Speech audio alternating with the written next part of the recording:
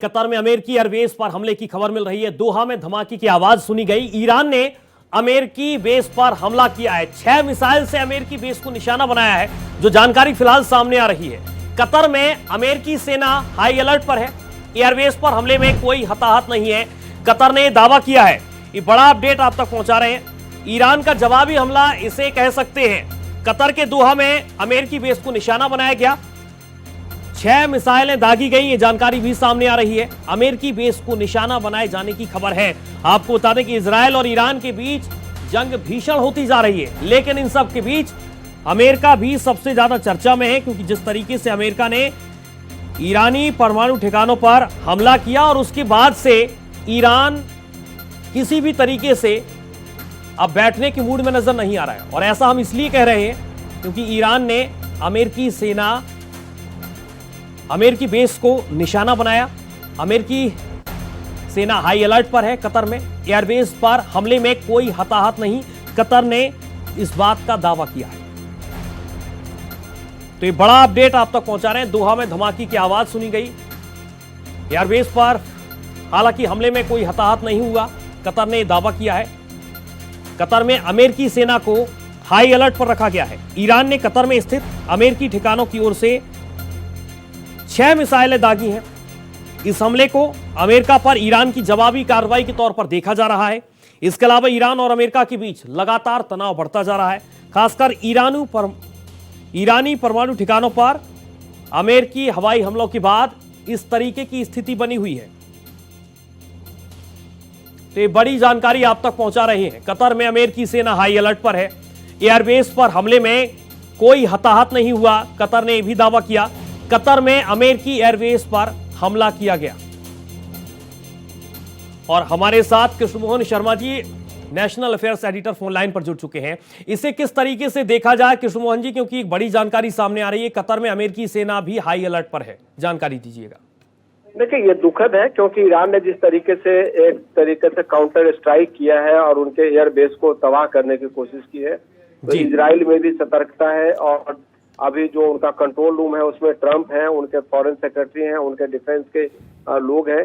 तो एक तरीके से ये लग रहा है, जिसकी एक अंदेशा लोग जता रहे थे कि शायद ये मल्टीलैटरल युद्ध न हो जाए। तो अब ईरान, इराक, उसके बाद फिर अब यूएसए और फिर अब कतर, तो इससे ऐसा ही लगता है कि चीजें एस्केलेट हो गई हैं और फिलहाल ये थमने का नाम नहीं ले रहा है।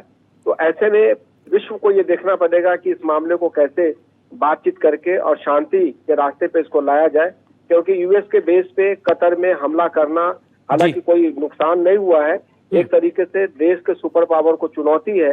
लेकिन चुनौती का मतलब ये भी होता है कि अगर उधर से रिटेलिएशन हुआ तो फिर ईरान का क्या होगा। और ऐसे में इजराइल की भूमिका बहुत महत्वपूर्ण हो जाती है, क्योंकि बिना इजराइल के सपोर्ट के अमेरिका उस पर कुछ भी नहीं कर पाएगा। लेकिन जब अब कतर भी उसमें पार्टी बन गया है, तो अब लगता है कि चीजें एक तरीके से फैलती जा रही। ये बहुत महत्वपूर्ण आपने कहा है कि कतर भी अगर पार्टी बन गया है तो अब चीजें बहुत आगे निकलती जा रही हैं। आने वाले वक्त में ये स्थिति कहां तक पहुंचेगी कृष्णमोहन जी?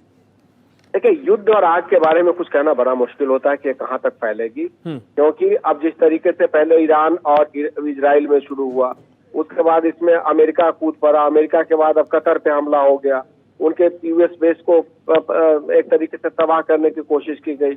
इसमें कहीं ना कहीं से खबर आ रही थी कि अमेरिका से इसमें फ्यूल भरवाया गया। अमेरिकन पाकिस्तान में जब बुलाया गया था आसिफ मुनीर को, तो उनसे यही बात हुई कि आपके यहाँ से हमने फ्यूलिंग करेंगे, और फ्यूल करके उस पर कुछ हमले किए गए।